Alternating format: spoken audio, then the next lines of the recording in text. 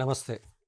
ఈరోజు tourism and travel management కోర్సులో భాగంగా మనము సుస్థిరమైనటువంటి బాధ్యతాయుతమైనటువంటి పర్యాటకము అనే అంశం పైన చర్చించుకోబోతున్నాము. ఈ టూరిజం అండ్ ట్రావెల్ మేనేజ్మెంట్లో భాగంగా ఈ సస్టైనబుల్ అండ్ రెస్పాన్సిబుల్ మేనేజ్మెంట్ అనేది ఎంత ముఖ్యమైన టాపిక్ అనేది మనం ఈరోజు నేర్చుకోబోతున్నాము. విజిటర్స్ తమ యొక్క బాధ్యతను నెరవేర్చుతూ ఆ యొక్క ప్రదేశాన్ని విజిట్ చేయడం అనేది అత్యంత ఆవశ్యకము. సో అందులో భాగంగా ఈ సుస్థిరమైనటువంటి పర్యాటకము అంటే మనము భవిష్యత్తు తరాలకి ఇప్పుడున్నటువంటి పర్యాటక ప్రదేశాలను కానీ పర్యాటక స్థలాలని కానీ అదేవిధంగా ఎలాంటి డ్యామేజ్ లేకుండా అందించడము. అంటే tourism needs of today's tourists without damaging the environment, culture and economy to the future generations. అంటే మన భవిష్యత్తు తరాలకు ఇప్పుడున్నటువంటి ఈ పర్యాటక ప్రదేశాలను ఎటువంటి డ్యామేజ్ లేకుండా, అంటే మన యొక్క వాతావరణానికి ఎలాంటి ఇబ్బందులు కలగకుండా, ఇప్పుడున్నటువంటి కల్చర్కు ఎలాంటి ఇబ్బంది లేకుండా, అలాంటి ఒక వ్యవస్థని మనము కనుక అందించగలిగితే దాన్ని సస్టైనబుల్ టూరిజం లేదా సుస్థిర పర్యాటకము అని చెప్పేసి అంటాము. అంటే ఈ సుస్థిర పర్యాటకము అనేది మనకి అత్యంత ఆవశ్యకము. ఎందుకంటే ఈ సుస్థిర పర్యాటకము యొక్క లక్ష్యాలు ఏంటంటే ముఖ్యంగా ఈ కల్చరల్ హెరిటేజ్ని పరిరక్షించడము, సహజ వనరులని పరిరక్షించడం. మనం ఏదైనా పర్యాటక ప్రదేశానికి విజిట్ చేసినప్పుడు మనకు తెలియకుండానే అక్కడ ఉన్నటువంటి సహజ సిద్ధమైనటువంటి వాతావరణాన్ని కొంత డ్యామేజ్ చేసే అవకాశం ఉంటుంది. కాబట్టి మనము ఇక్కడ అటువంటి వాతావరణాన్ని ఎలాంటి ఇబ్బంది లేకుండా డ్యామేజ్ చేయకుండా చూసుకోవాల్సినటువంటి బాధ్యత విజిటర్స్ పైన ఉంటుంది. అదేవిధంగా ఈ సుస్థిరమైనటువంటి పర్యాటకము ఇంకో ముఖ్య లక్ష్యం ఏంటంటే reducing the negative environmental impacts. ఎక్కడైతే ప్రదేశం లోపల ఎక్కువ మంది విజిట్ చేస్తూ ఉన్నప్పుడు అక్కడ ఎన్విరాన్మెంట్ యొక్క సమతుల్యత దెబ్బతినే అవకాశము ఎక్కువగా ఉంటుంది. So to reduce these kind of negative environmental impacts is also one of the main aim of our sustainable tourism and to ensure the long term economic benefits.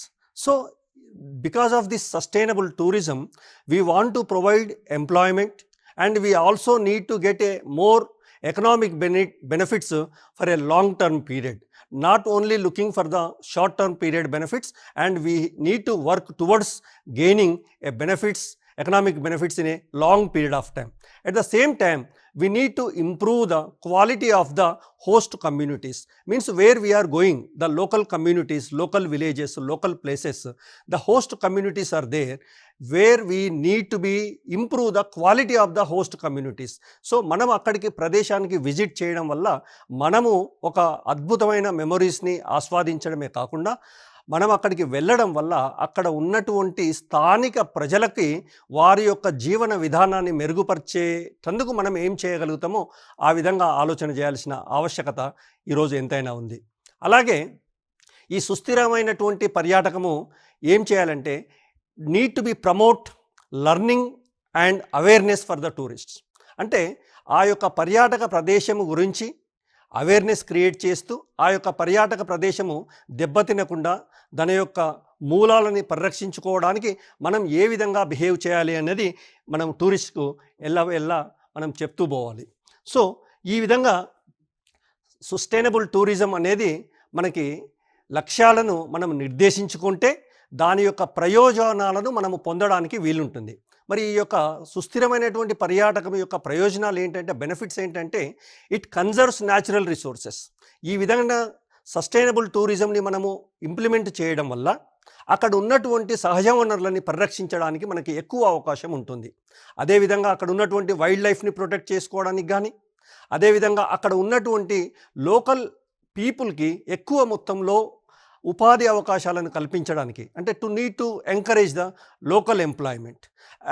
At the same time this sustainable tourism is going to be helps to reduce the pollution. అంటే వాతావరణ కాలుష్యాన్ని తగ్గించడానికి మనము ఏర్పరచుకున్నటువంటి ఈ sustainable tourism ప్రణాళిక అనేది అత్యద్భుతంగా పనికి వస్తుంది. అదేవిధంగా ఈ sustainable tourism is going to be build a long term tourism growth. అంటే మనం ఉన్నటువంటి ఈ టూరిజం ప్రదేశాన్ని, ఈ పర్యాటక ప్రదేశాన్ని ఒక క్రమ పద్ధతిలో అభివృద్ధి పరచుకోవడానికి, అంటే ఒక 10 సంవత్సరాలు, ఒక 20 సంవత్సరాలు, ఒక లాంగ్ టర్మ్ లోపల ఒక గోల్ పెట్టుకొని అభివృద్ధి పరచుకోవడానికి ఈ యొక్క సస్టైనబుల్ టూరిజం అనేది ఎంతగానో ఉపయోగపడుతుంది. ఎందుకంటే మనము ఒక 1 ఇయర్ లోపల కానీ, 2 ఇయర్ లోపల కానీ, షార్ట్ టర్మ్ పీరియడ్లో మనం ఆ పర్యాటక ప్రదేశాన్ని అభివృద్ధి పరిస్తే అది ఎక్కువ కాలము మనకి ఫలితాలను అందించలేకపోవచ్చు. కాబట్టి ఒక లాంగ్ టర్మ్ టూరిజం గ్రోత్ ఉండేటట్లుగా మనం అక్కడ ఎలాంటి కన్స్ట్రక్షన్స్ కానీ, లేకపోతే అక్కడ ఎలాంటి ప్లాన్స్ కానీ మనం చేసుకుంటే మనకి అత్యంత ఉపయోగకరంగా ఉంటుంది. అంటే ఈ సస్టైనబుల్ టూరిజం అనేది ఎంత దాకా మనకి పనికి వస్తుంది అంటే, మనము ఏ ప్రదేశాన్నైనా కూడా, ఏ పర్యాటక ప్రదేశంలోనైనా అయినా కూడా అక్కడి లోకల్ కమ్యూనిటీస్కి ఎక్కువగా ఉపాధి అవకాశాలు కల్పించడానికి, అక్కడి స్థానిక సహజ వనరులని రక్షించుకోవడానికి, అలాగే అక్కడ ఉన్నటువంటి వాతావరణ సమతుల్యతను దెబ్బతినకుండా చూసుకోవడానికి, అక్కడ ఉన్నటువంటి ప్రదేశం లోపల మనం లాంగ్ టర్మ్లో కన్స్ట్రక్షన్స్ చేసేటువంటి విధానాల లోపల మనము ఒక సుస్థిరమైన ప్రణాళికను రచించుకోవాల్సిన అవసరం ఉంటుంది.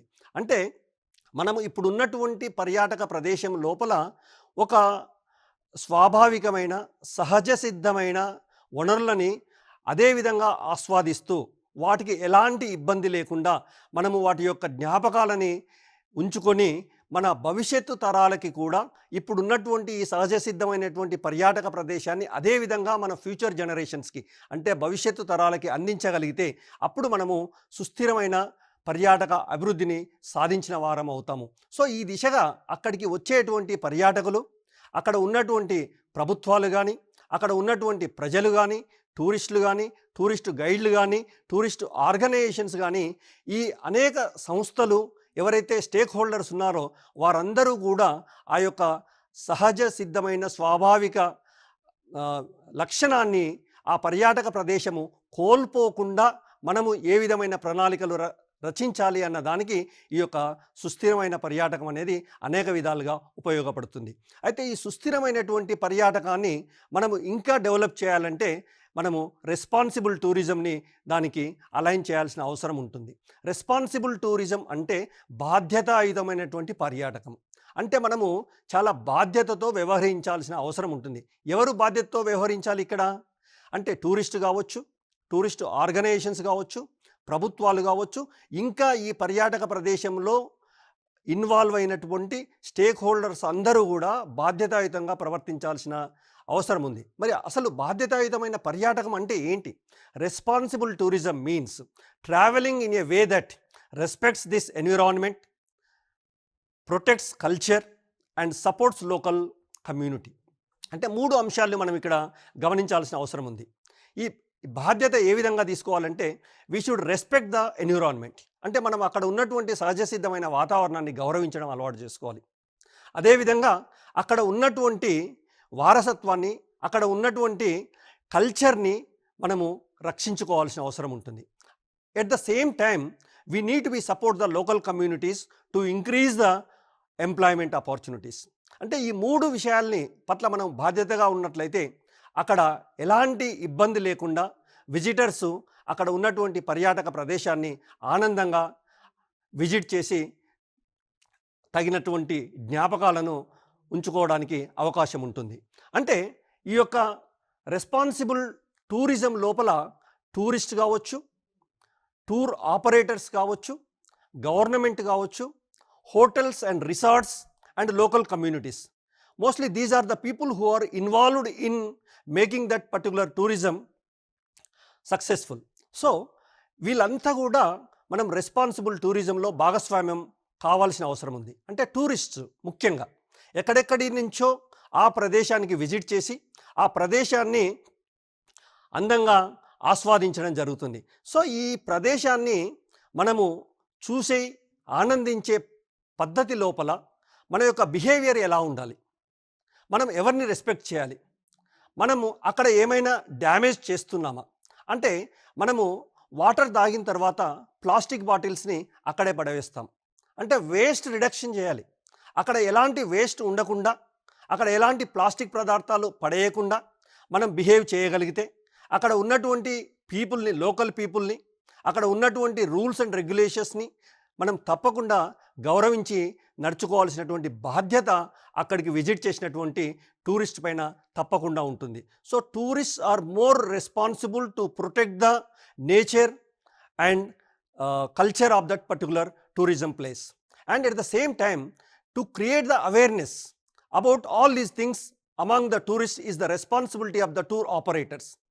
These people must follow the ethical practices and what they are going to explain to the tourists that's supposed to be executed by them. Means tour operators టూరిస్ట్కు ఆ పర్యాటక ప్రదేశం గురించి సవివరమైనటువంటి వివరాలు అందించగలిగితే, అక్కడ ఏ విధంగా నడుచుకోవాలి, అక్కడ ఎలాంటి రూల్స్ ఉంటాయి అనేది వారికి వివరంగా వివరించగలిగితే, కొన్ని ఎథికల్ ప్రాక్టీసెస్ ఫాలో చేయగలిగితే తప్పకుండా వాళ్ళు అక్కడ సహజసిద్ధమైనటువంటి ఎన్విరాన్మెంట్ని సంరక్షించిన వారవుతారు. అదేవిధంగా ముఖ్యంగా ఈ యొక్క పర్యాటక ప్రదేశాన్ని అత్యంత ఉన్నతంగా తీర్చిదిద్దడానికి కానీ, అక్కడ ఉన్నటువంటి సహజత్వాన్ని కోల్పోకుండా సంరక్షించడానికి కానీ అత్యంత ప్రముఖమైన పాత్ర పోషించేది ప్రభుత్వం, government. Why? Because government is going to frame the policies and regulations to protect that particular tourism place.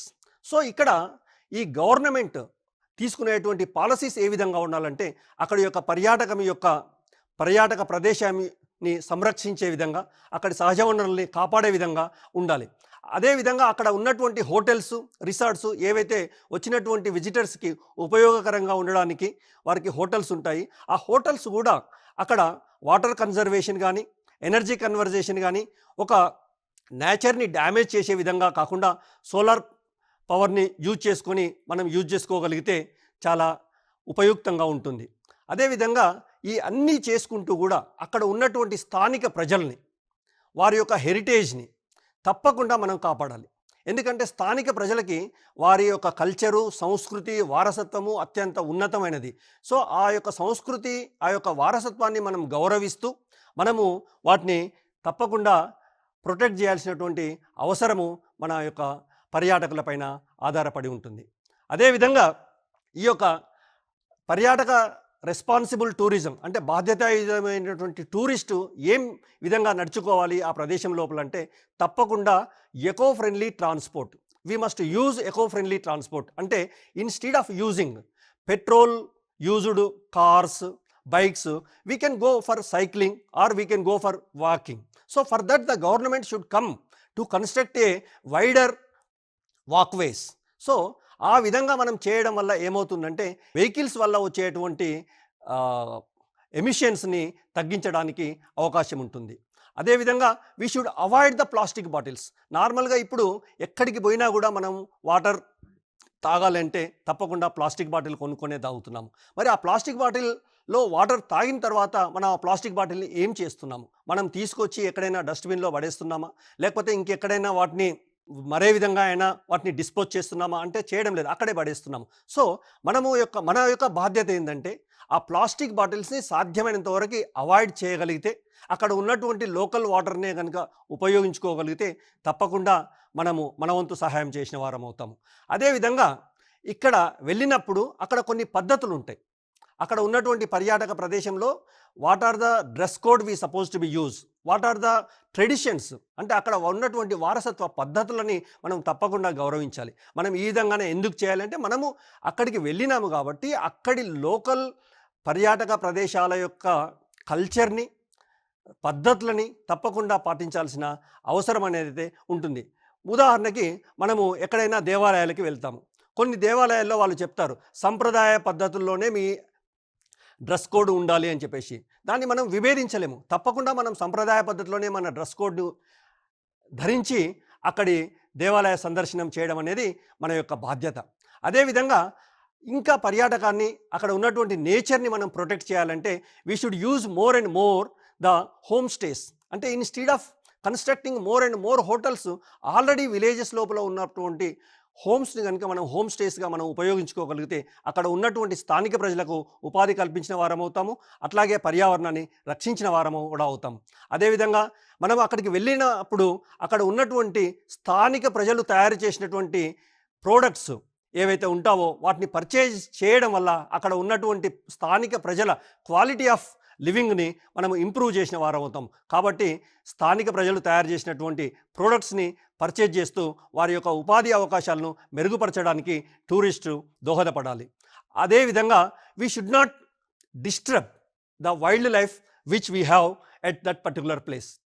And ఈ రెస్పాన్సిబుల్ టూరిజం లోపల మనము చాలా బాధ్యతాయుతంగా ప్రవర్తిస్తూ అక్కడ ఉన్నటువంటి ప్రాక్టీసెస్ని మనం ప్రొటెక్ట్ చేసుకుంటూ ఉండాలి.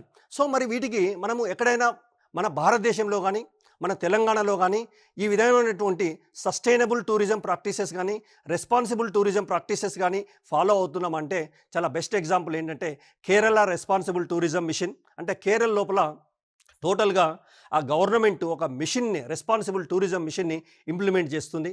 అక్కడ ఉన్నటువంటి నేచర్ని ప్రొటెక్ట్ చేస్తూ అక్కడ ఉన్నటువంటి వాటర్ బాడీస్ని ఇంప్రూవ్ చేసుకుంటూ అక్కడ ఏ విధమైనటువంటి పర్యావరణానికి దెబ్బతినకుండా ఎలా బిహేవ్ చేయాలి అనేది ఒక టూరిజం ప్రాజెక్ట్ని వాళ్ళు ఇంప్లిమెంట్ చేస్తున్నారు. అదేవిధంగా సిక్కింలో కూడా ఎకో టూరిజం ప్రాజెక్ట్ అని చెప్పేసి, అస్సాం లోపల నేషనల్ పార్క్ కానీ tourism place biodiversity tourism places కానీ, అంటే అక్కడ ఉన్నటువంటి రిచ్ బయోడైవర్సిటీని మనం ప్రొటెక్ట్ చేయడానికి ఏ విధంగా సహాయపడాలి అనేది ఒక క్రమ పద్ధతి లోపల రూల్స్ అండ్ రెగ్యులేషన్స్ని అక్కడి గవర్నమెంట్స్ అనేటివి ప్రిపేర్ చేయడం జరిగింది.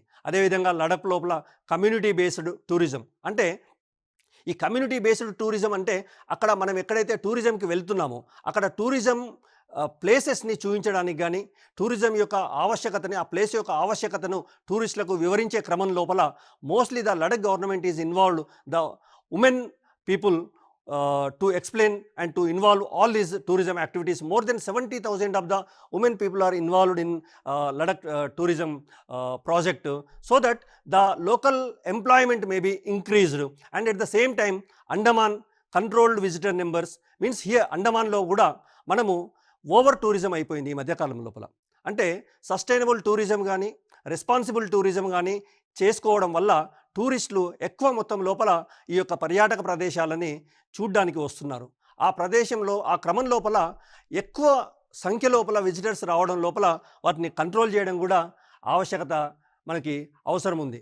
ఎందుకు అంటే ఈ యొక్క ఎక్కువ నెంబర్స్ లోపల పర్యాటకులు విజిట్ చేయడం వల్ల అక్కడ ఉన్నటువంటి సహజ సిద్ధమైన వాతావరణము దెబ్బతినే అవకాశం ఉంటుంది. కాబట్టి అండమాన్ లోపల how to restrict the number of visitors అనే విధంగా వారు కూడా చర్యలు తీసుకోవడం జరుగుతుంది. అదేవిధంగా మన తెలంగాణ రాష్ట్రం లోపల కూడా ఈ విధమైనటువంటి సస్టైనబుల్ టూరిజం ప్రాక్టీసెస్ని మన గవర్నమెంట్ ఇంప్లిమెంట్ చేస్తూ ఉన్నది. అందులో భాగంగా మనం లక్నవరం లేక్లో కనుక చూసుకుంటే అక్కడ కన్స్ట్రక్షన్ అభివృద్ధి చేసే క్రమం లోపల పూర్తిగా ఎకో టూరిజం పాలసీస్ని ఇంప్లిమెంట్ చేయడం జరిగింది. అదేవిధంగా Bogatha water falls conservation initiatives, అదేవిధంగా పోచారం వైల్డ్ లైఫ్ శాంక్చురీ కానీ అండ్ కేబీఆర్ పార్క్ హైదరాబాద్లో ఉన్నటువంటి కేబీఆర్ పార్క్లో కూడా they are using urban eco tourism policies. And ముఖ్యంగా చెప్పుకోవాలంటే రీసెంట్గా మన యాదగిరిగుట్టలోని లక్ష్మీ నరసింహస్వామి టెంపుల్ కన్స్ట్రక్షన్ లోపల కూడా చాలా వరకు వాళ్ళు సస్టైనబుల్ టూరిజం పాలసీస్ని ఇంప్లిమెంట్ చేయడం జరిగింది. అంటే ముఖ్యంగా ఇక్కడ వాళ్ళు ఈ పొల్యూషన్ క్రియేట్ చేసేటువంటి సిమెంట్ అవి ఇతరత్ర పదార్థాలను ఉపయోగించి కాకుండా పూర్తిగా బ్లాక్ గ్రానైట్ కృష్ణశిలని ప్లస్ లోకల్ మోర్టల్ అంటే ఇసుక బెల్లము ఇటువంటి పదార్థాలను ఉపయోగించి ఆ యొక్క కన్స్ట్రక్షన్ని పూర్తి చేయడం జరిగింది. అదేవిధంగా ఎక్కడెక్కడైతే పాసిబుల్ ఉంటుందో అక్కడ టోటల్గా గ్రీనరీ డెవలప్ చేయడం కానీ ఎక్కడైతే వాటర్ బాడీస్ ఉంటో వాటిని ప్రొటెక్ట్ చేసుకుంటూ ఆ యొక్క నిర్మాణ క్రమాన్ని సంరక్షించడం కట్టడం అనేది జరిగింది. సో ఈ తెలంగాణ గవర్నమెంట్ కూడా ఎక్కడైతే పాసిబుల్ ఉందో ఈవెన్ రీసెంట్గా అదే లక్నవరంలో కానీ మన వివిధ ప్రదేశాల లోపల ఎక్కడెక్కడైతే పర్యాటక ప్రదేశాలని అభివృద్ధి పరచుకోవాలని అనుకుంటున్నామో అక్కడ స్థానిక వాతావరణానికి ఇబ్బంది లేకుండా సహజ వనరులు దెబ్బతినకుండా స్థానిక ప్రజలకు ఉపాధి కల్పించే విధంగా ఈ గవర్నమెంట్ పాలసీస్ తీసుకురావడం అనేది జరుగుతూ ఉంది. సో ఈ యొక్క సస్టైనబుల్ టూరిజం ప్రాక్టీసెస్ చేయడం వల్ల రెస్పాన్సిబుల్ టూరిజం బిహేవియర్ని మన విజిటర్స్ లోపల ఇంప్రూవ్ చేయడం వల్ల కలిగే ఉపయోగాలు ఏంటివంటే మనము ఆ పర్యాటక ప్రదేశం యొక్క విశిష్టతని పర్యాటక ప్రదేశం యొక్క సహజ వనరులని పర్యాటక ప్రదేశం యొక్క వాతావరణాన్ని, అక్కడ ఉన్నటువంటి వారసత్వాన్ని, సంస్కృతిని దెబ్బతినకుండా మనము మన భవిష్యత్తు తరాలకు ఇప్పుడు యాజ్ ఇట్ ఈజ్గా, అంటే మనం ఏ విధమైనటువంటి పర్యాటక ప్రదేశాల్లో అనుభూతులను ఏ విధంగా ఆస్వాదించామో అదేవిధంగా మన ఫ్యూచర్ జనరేషన్స్ ఆస్వాదించే విధంగా మనము అక్కడ చాలా బాధ్యతతో వ్యవహరించాలి. ఆ విధంగా చేసినప్పుడు మనము మన భవిష్యత్తు తరాలకు ఇప్పుడు ఉన్నటువంటి పర్యాటక ప్రదేశాలను ఉన్న విధంగా మనం అందించడం జరుగుతుంది. సో ఈ భవిష్యత్తు లోపల కానీ ఇప్పుడు కానీ ఇక్కడ ఉన్నటువంటి పర్యాటకులు తెలుసుకోవాల్సిన విషయం ఏంటంటే, సస్టైనబుల్ అండ్ రెస్పాన్సిబుల్ టూరిజం అనేది ఒక రూల్ అండ్ రెగ్యులేషన్ ఉంది కాబట్టి మనం ఆ రెస్పాన్సిబుల్గా ఫీల్ కావాలి, రెస్పాన్సిబుల్గా బిహేవ్ చేయాలి అని కాకుండా మన వ్యవహార శైలిలోనే ఒక భాగంగా, అంటే మనం ఎక్కడైనా ఒక పర్యాటక ప్రదేశానికి వెళ్తూ ఉన్నప్పుడు మనం ఆలోచన చేసుకోవాలి, అక్కడ ఉన్నటువంటి స్థానిక ప్రజలకు ఏ విధమైన ఉపాధి అవకాశాలను కల్పించాలి, అక్కడ ఉన్నటువంటి స్థానిక ప్రజలు తయారు చేసినటువంటి ప్రోడక్ట్స్ని మనం కొనుక్కోవడం వల్ల అక్కడ ఉన్నటువంటి స్థానిక ప్రజల ఉపాధి అవకాశాలు పెరుగుతాయి, అక్కడ ఉన్నటువంటి వారి యొక్క జీవన శైలి బాగుపడుతుంది, స్టాండర్డ్ ఆఫ్ లివింగ్ పెరుగుతుంది. సో ఈ విధంగా ఎకనామిక్ డెవలప్మెంట్కి ఉపయోగపడే విధంగా మన బిహేవియర్ అనేది ఉండాలి. అదేవిధంగా మనం అక్కడికి ఏదైతే స్థానిక పర్యాటకానికి మనం విజిట్ చేసినప్పుడు మనము చాలా బాధ్యతతోటి మనము నడుచుకోవాల్సిన అవసరం ఉంటుంది. అంటే ఒక రకమైన సుస్థిరమైన అభివృద్ధిని సాధిస్తూనే సుస్థిరమైన పాలసీస్ని మనం ఫాలో అవుతూనే మనం కూడా బాధ్యతాయుతంగా ఉండాలి. ఎందుకు బాధ్యతాయుతంగా ఉండాలంటే, మన యొక్క భవిష్యత్తు తరాలను మనల్ని నిందించకుండా ఉండాలంటే, మన యొక్క భవిష్యత్తు తరాలకి మనము ఇప్పుడు ఆస్వాదిస్తున్నటువంటి సహజమైన వాతావరణాన్ని వారికి కూడా అందించాలి. అంటే ఒక రకమైన స్వార్థంతో ఆలోచన చేయకుండా మన భవిష్యత్తు తరాలు కూడా మంచిగా మనుగడ సాధించాలని, వారు కూడా ఇటువంటి అందమైన అనుభూతులని ఆస్వాదించాలని, అందుకోసము మనము ఎంతో బాధ్యతాయుతంగా ప్రవర్తిస్తూ ఇప్పుడున్నటువంటి పర్యాటక ప్రదేశాల్లో వాటి సహజ వనరులను రక్షిస్తూ వాటి యొక్క ఉన్న స్థితిని కాపాడుకుంటూ ఇంకా ఉన్నతమైన స్థితికి ఎట్లా తీసుకెళ్ళాలంటే, ఆ ఉన్నతమైన స్థితికి తీసుకెళ్లే క్రమం లోపల మనం ఏమైనా కన్స్ట్రక్షన్స్ చేసినా కూడా, మనం ఏమైనా ఇన్ఫ్రాస్ట్రక్చర్ డెవలప్ చేసినా కూడా ప్రతి చేసే క్రమం లోపల, ప్రతి చేసే పద్ధతి లోపల తప్పకుండా ఎకో ఫ్రెండ్లీ పాలసీస్ని ఉపయోగించాలి. అంటే ఎక్కడైనా కూడా మనము వాకింగ్ ప్లాస్టిక్ బాటిల్స్ ఉపయోగించకపోవడం కానీ, పొల్యూషన్ ఎమిషన్ వెహికల్స్ని ఉపయోగించకపోవడం కానీ, సైక్లింగ్ని ఇంప్రూవ్ చేయడం కానీ, ఎంకరేజ్ చేయడం కానీ, వాకింగ్ని ప్రిఫర్ చేయడం కానీ, అదేవిధంగా సోలార్ ప్యానెల్స్ ఉపయోగించి మనం ఎనర్జీని ప్రొడ్యూస్ చేసుకోవడం కానీ, వాటర్ బాడీస్ని ఎక్కడికక్కడ ప్రొటెక్ట్ చేస్తూ లోకల్ వాటర్ లెవెల్స్ని పెంచుకోవడం కానీ, ఈ విధంగా చేయడం వల్ల అక్కడ ఉన్నటువంటి సహజమైన నేచర్ని, అక్కడ ఉన్నటువంటి గాలిని, వాటి యొక్క నాణ్యతని పరిరక్షిస్తూ ఉంటే తప్పకుండా మనము ఈ యొక్క భవిష్యత్ తరాలకి ఈ అందమైన భారతదేశంలో ఉన్నటువంటి పర్యాటక ప్రదేశాలని అదేవిధంగా చూసుకోవడానికి మనము అందించిన వారు అవుతాము. సో ఈ యొక్క బాధ్యతాయుతమైన పని లోపల మనం కూడా భాగస్వామ్యం కావాలి. అందుకు అనుగుణంగా మనము బాధ్యతతో మెలగాలి. సో ఇది ఈరోజు మనము నేర్చుకున్నటువంటి sustainable and responsible tourism. Thank you.